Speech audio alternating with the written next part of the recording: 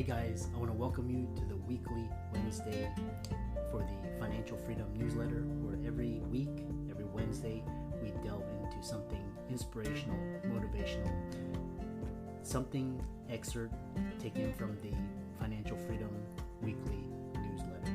Wherever you are, if you're listening on Spotify, on iTunes, Google, be sure to click the like, subscribe, share, comment.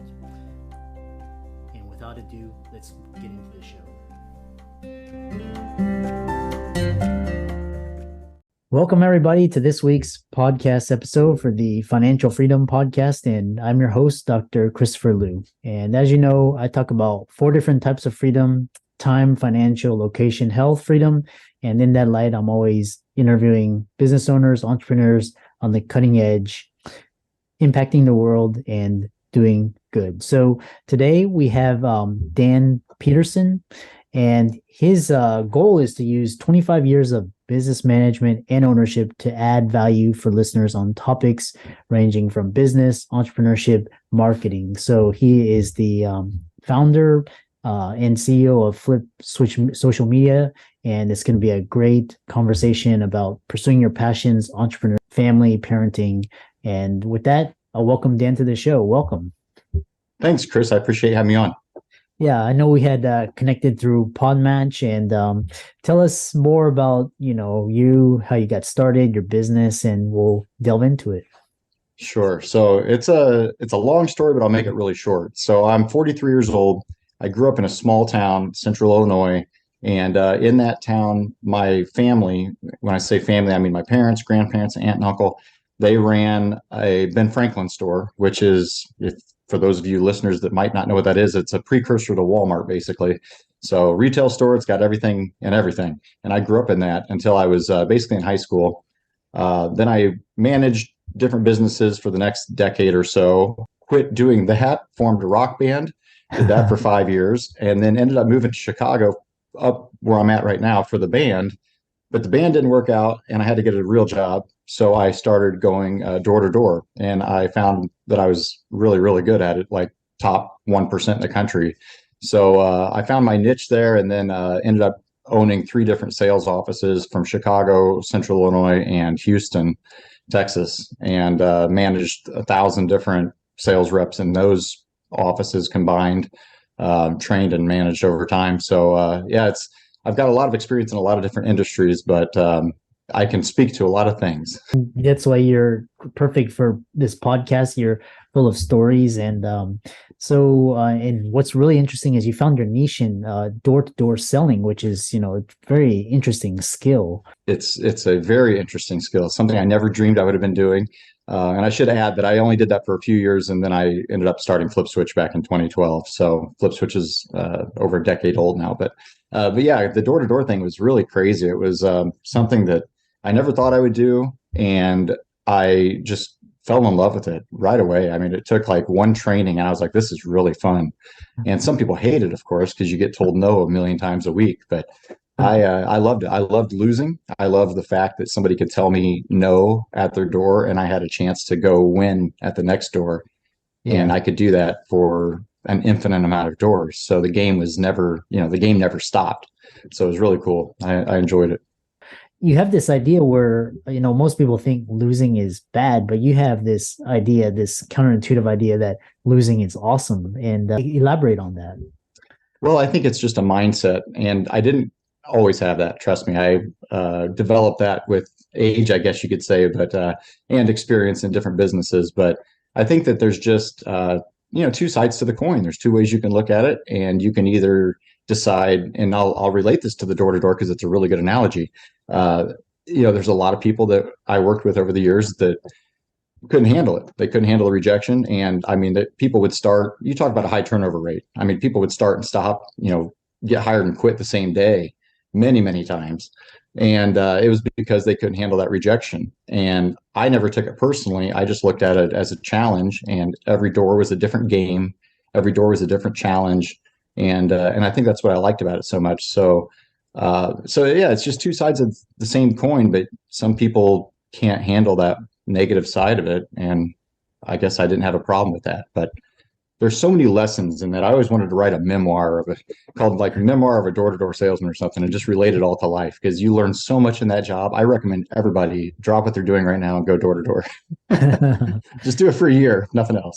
Yeah, and it's interesting because your passion comes out and it's very evident. And for a lot of the listeners, they have this stable, they follow the traditional path. But how does someone really find their passion? You know, trying a lot of things is really how it works. I've been told many times, like, how many, my wife would even ask me, like, how many jobs have you had? She was still finding out well after we were married, different jobs that I had. And I mean, I managed two different lumber yards. I ran two different pizza places. I worked with people with disabilities. And that's actually where I met my wife. I've delivered sandwiches. I mean, I've done every kind of job you can think of. Even helped my grandpa back in the day, who was a bricklayer. I mean, with hard labor, mixing mortar and laying bricks. And I mean, you can name a job in any industry, and I've probably done something close to it. So just trying a lot of things and finding what you enjoy and then finding a way to monetize it is the key. Yeah. And, living within your means too. If you, so many people just have to keep up with the Joneses, and that's a very difficult game to play because you never have enough. When you're never satisfied, you never feel satisfied. And so it's just it's all mental, and it's just something that I think I've developed over time. And now I'm trying to help like younger entrepreneurs. Like, it's a popular thing now to try to found a business or like a new app or a new website company and all these things that are out there. And having run a digital agency now for over a decade, I've been able to see that side of it, the more B2B side, and seeing that there's a lot of people out there trying to do a lot of different things. So now I'm trying to help them a little bit and not make some of the mistakes that I made along the way. Yeah, it's interesting how you mentioned our consumerist culture and sort of this rat race and keeping up with the Jones. And one thing is with this idea about success, and you talk about forgetting about money. It's not how much we can hoard and how much what mansions and all of this. Tell us your viewpoints on money and success, and because I know there's a lot of misconceptions. Well, I think it's really evident in society. You kind of touched on it a second ago. So many people are just miserable, and you really see it when you're in my industry and social media, which is obviously like everything now, and you're constantly online looking at comments and questions and all of that, and you're looking at it from a macro perspective, and it's like, oh my gosh, people are just miserable, and they're all trying to chase something, whatever that may be, whether it's money or now with social media, people are trying to chase fame. They're really thinking like, oh, I can go be the next YouTube star, and they can, and people do it every day. But I think that a lot of people just don't have they don't have it in the right framed perspective to be able to, I guess the better way to put it, they don't have the self-awareness to say like, hey, I'm really not cut out for this. So they push themselves to do something like maybe it is be a YouTube star or an Instagram influencer or whatever, and they're not good at it, but they try it, and then it hurts them mentally, and then they try a different thing and it doesn't work. Like, instead of just settling in, finding their passion or finding something that entertains them and then doing that, it's just, again, it's a different way to look at things. So yeah, I think America especially, but the world in general has a big issue with how they define success. And here's the other thing too, Chris, it's the way people look at everybody else at scale now, because now you've got the internet and you can see everybody else, what they're doing. So you're held against a standard that you impose upon yourself for everybody else. You're looking at 500 friends on Facebook. Well, what are they doing? And it's all a highlight reel, right? They're all just taking pictures of themselves on vacation and the happy family moments. They're not looking at the fight they had with their wife that morning. They're not they're not posting about the car that just broke down right after the furnace went out and so on. So it's a problem that people have, and the internet has exacerbated it to a certain degree because now people can see it all. But at the same time, now, I'm trying to kind of impart the same wisdom and say, like, look, there's a different way to look at it, and you don't have to look at everything through the Joneses, chasing the Joneses lens. Yeah, and it's you bring up a very good point because you run a social media company, and especially in today's, you mentioned the internet has allowed social at scale, and we live in a digital world. And children, how do you help especially children mental health and eating disorders, bullying, all of this? Hmm. How do you cut through the noise and help them find their way? Yeah, it's really tough. I think it starts with a strong family. I think the more that you can build confidence in your kids and have them feel like they're important and they're, I don't know, heard or whatever word you want to use, but having that self-confidence at a home level is where it starts, I think. And then just putting good things into them, not letting them, it sounds so old fashioned, but not letting them get in with the wrong crowd. I mean, that's something that you can look at in real life, like person to person, but also digitally. There's groups on Facebook, there's groups on all these platforms, Snapchat, Instagram, everything else. And if they're following negativity and they're looking at things through that lens, like I just mentioned, where they feel like they're never catching up to their friends and their friends are always doing something better or more fun. When you look at it through that lens, it becomes really dangerous Mm. because that's what's hard on the mental health. I think kids to a certain degree can get over some of the bullying and some of the things. And I'm not putting that down at all. I'm not discounting the fact that that's a big deal.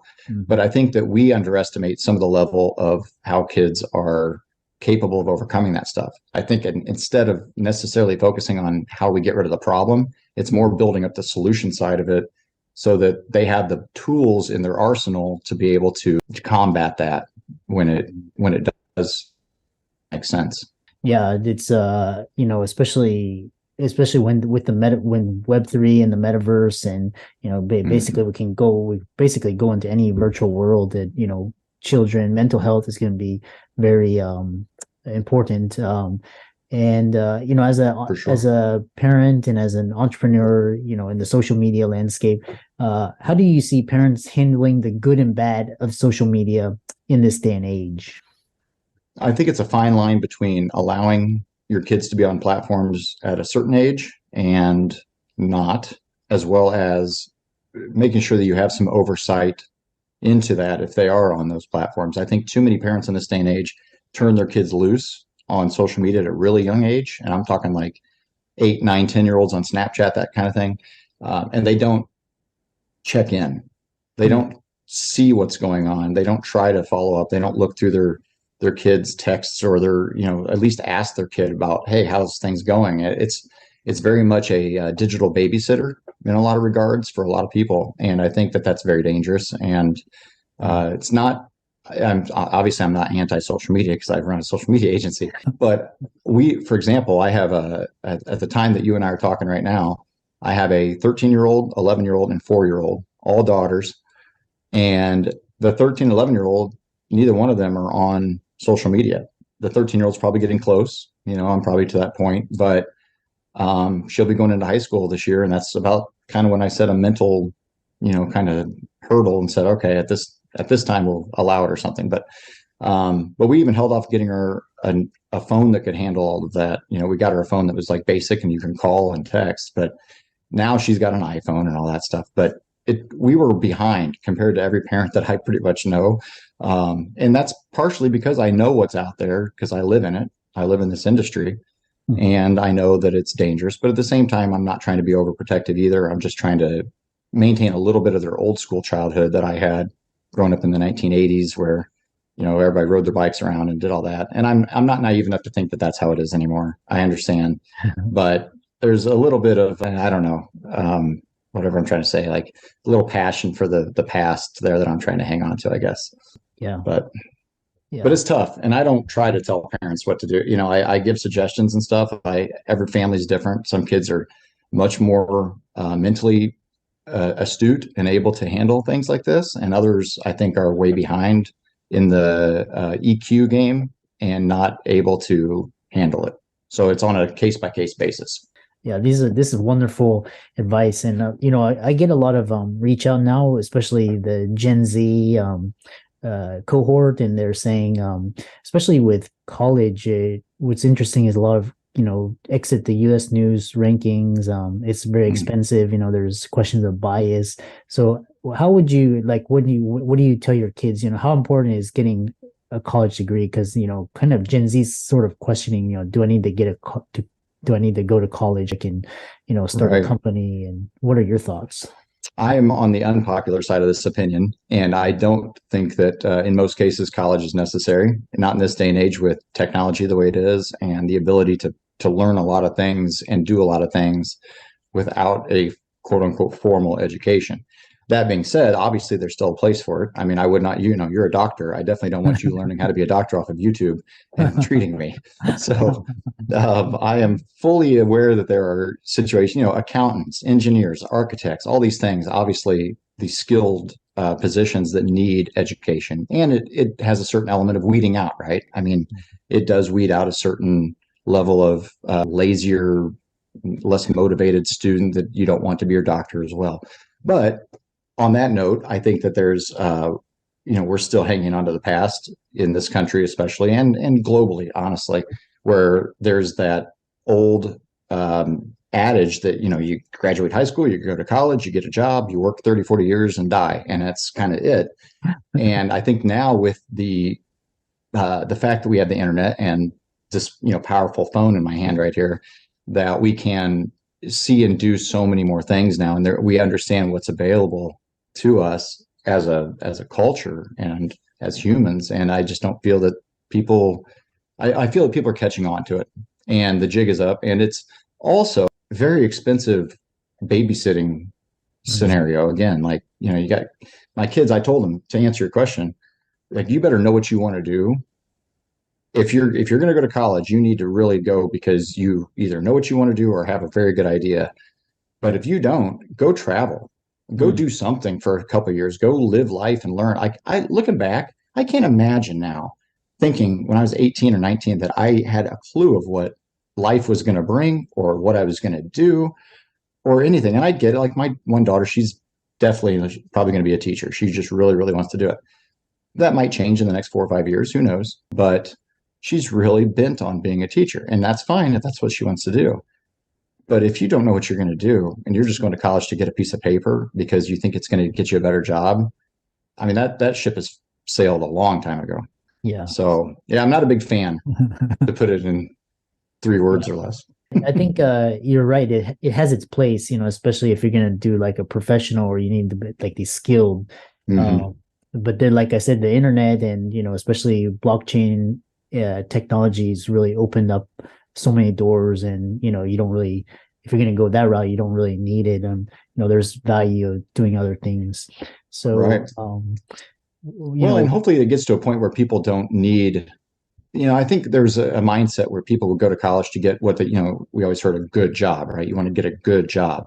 Well, what is a good job? I mean, the trades, for example, are heavily needed right now. Plumbers, pipe fitters, all that's something that I am a huge advocate for. Like, everybody should go to trade school right now. You'll make really good money and you'll have a good job and so on. But I say everyone, going back to my previous point, only if that's something that you're interested in doing. Just going and getting a job for the sake of getting a job is not, I think life's too short for that. Yeah. Simply put. Yeah. And especially with COVID really shook up the whole world and made people wake up and like realize that you only have one life, YOLO, and really, nothing is guaranteed. So that's exactly right. That's the best thing that came out of that couple of years of all that craziness was I think people had a lot of time to sit and think and realize that there's a lot more out there that's available to them besides what their grandparents and their parents have told them to do. A really interesting conversation. I'm sure it resonates with a lot of people, especially the younger generation. One thing is, last question is, if you could do anything differently in the last 20 years, would you do the same thing, do differently, and any regrets? No regrets. The only thing I would probably do differently from like an entrepreneurial business standpoint would be to move a little bit slower with my growth expectations.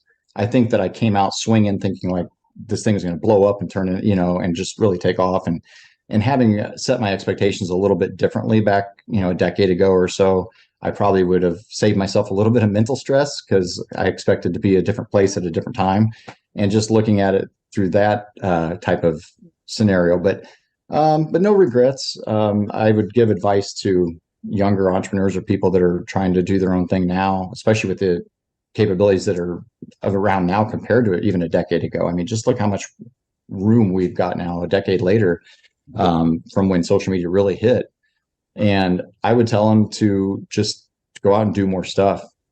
Just do it as much, like you're going to live a lot longer, so do it, and rely on medicine to save you in the end or whatever, you know what I mean? But like thinking that you have to get a job right out of college or high school, I mean, and all that is craziness. So I did go to college. I didn't graduate with a degree. I've got, I don't even know, 150 credit hours or something crazy, but I was actually a med student in the beginning. And then I wish I'd have stuck with that, but I didn't. I went into business and then ended up managing and owning a couple different places and never going back. Didn't need to, but and which saved me a lot of money too. Yeah. But yeah, I don't know. No regrets. I don't look in the past too much. And that's the best thing is that, I talk to a lot of, people in their 80s, and one thing is the best advice I ever got when I was in my 20s was don't die with regret, really, because you only have one life. You don't want to be at 80 and realize you wasted your life. So 100%. And that's exactly right. So great. I love this conversation. How can people reach out to you? I know you're Flip Switch social media. How can they reach out, contact you, follow you? Yeah, you can find my company everywhere. Flip Switch. Now I'm having trouble saying it too. Flip Switch social media. And then my personal side of things, if you want to just reach out and find me, it's Dan Peterson Official, because there's other Dan Petersons, so I had to do something different. So Dan Peterson Official. I usually have a pink, kind of looks like a 1980s vinyl record album looking logo, which is kind of my nod to both my past and my kids. Having 3 girls, I have the pink logo. So it's pretty easy to find if you look for it. But yeah, I'd be happy to speak to anybody that wants to talk about any of this stuff. Awesome. Great conversation. Be sure to check out Dan. He's on Facebook, LinkedIn, Instagram, Twitter, and TikTok. And his website is Flip Switch Social Media. And with that, thanks so much for a great conversation. Thanks, Chris. I appreciate it very much.